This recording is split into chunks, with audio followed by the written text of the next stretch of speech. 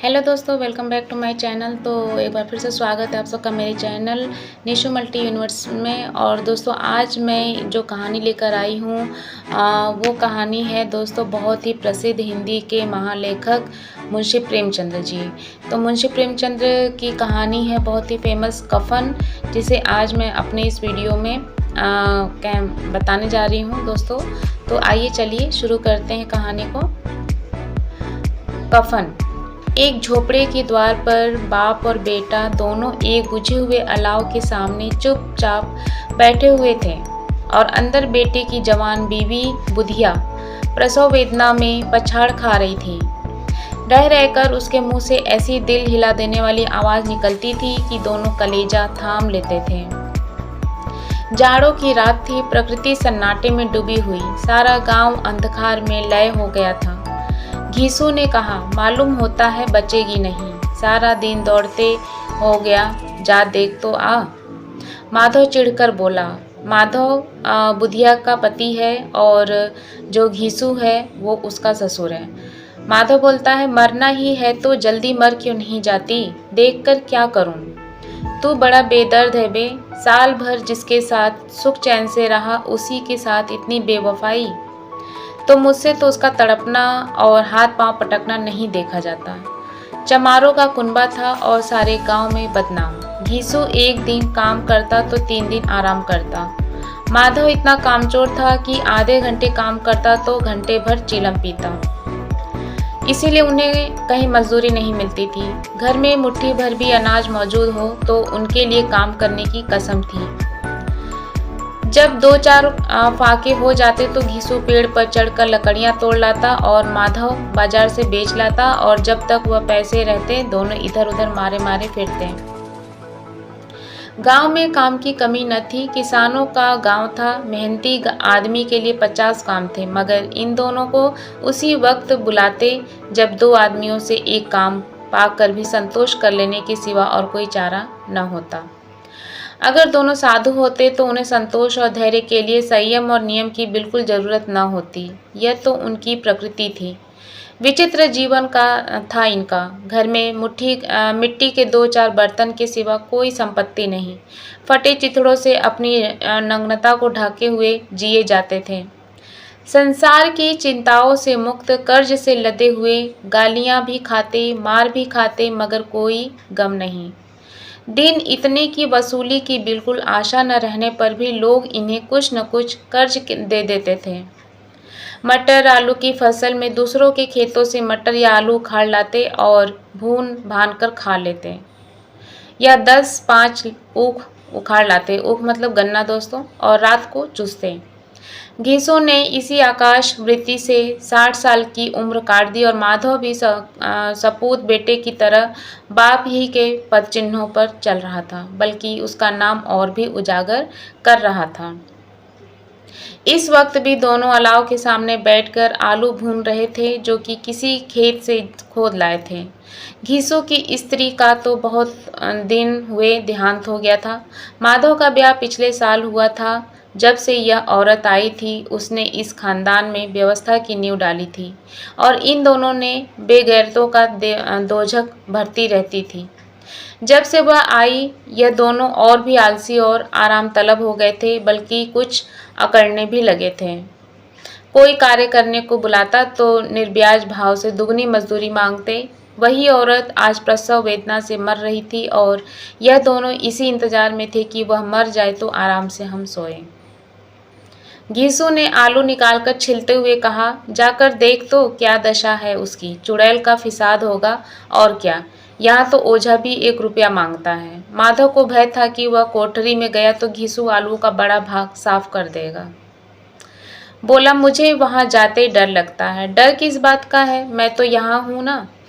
तो तुम ही जाकर देखो ना। मेरी औरत जब मरी थी तो मैं 3 दिन तक उसके पास से हिला तक नहीं था, और फिर मुझसे लजाएगी कि नहीं। जिसका कभी मुंह नहीं देखा आज उसका उघड़ा हुआ बदन देखूं, उसे तन की सूध भी तो न होगी। मुझे देख लेगी तो खुलकर हाथ पांव भी न पटक सकेगी।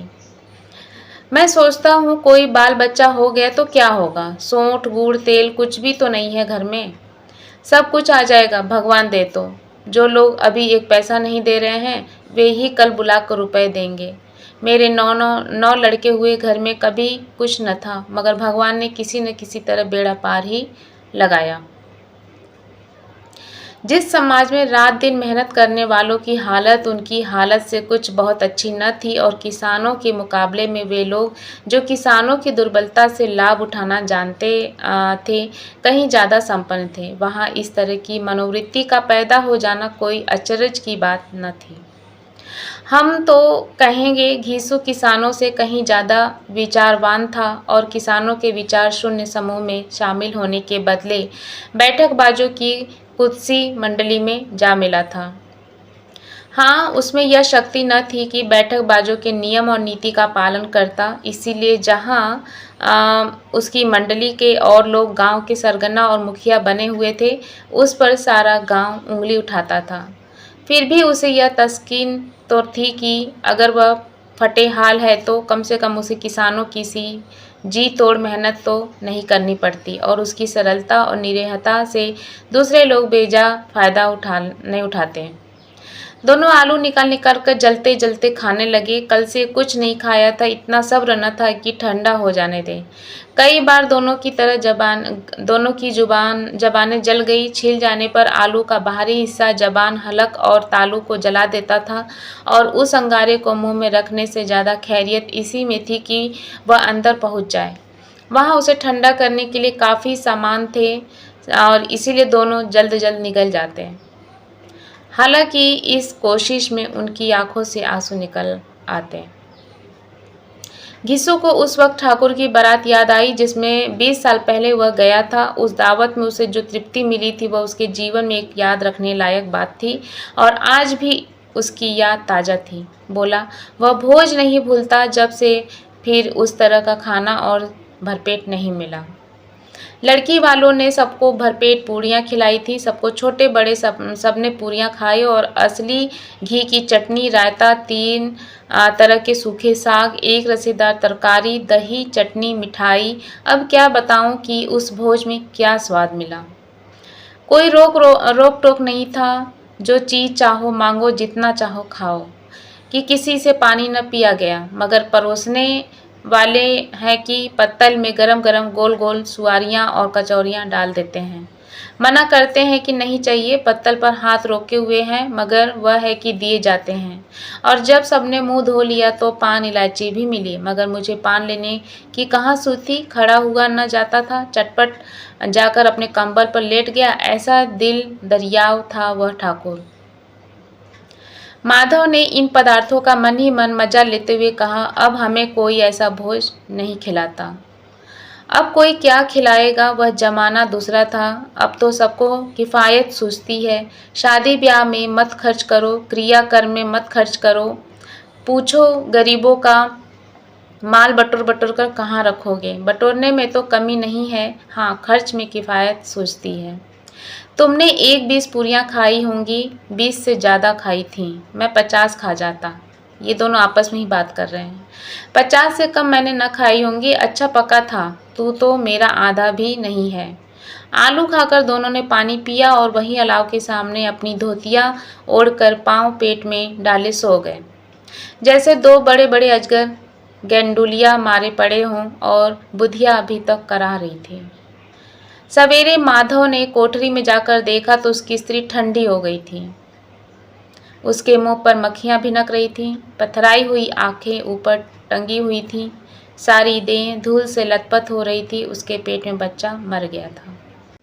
तो दोस्तों, जिनके पास खाने के लिए एक अन्न का दाना नहीं है, वो अपनी पत्नी का क्रियाक्रम कैसे करेगा, तो जानने के लिए बने रहिएगा मेरे चैनल के साथ। आगे आने वाले वीडियो में आगे की स्टोरी मैं लेकर आऊँगी। तो मिलते हैं अपने एक नए वीडियो के साथ, कफन कहानी का पार्ट भाग 2 लेके। तब तक के लिए बाय बाय, सी यू।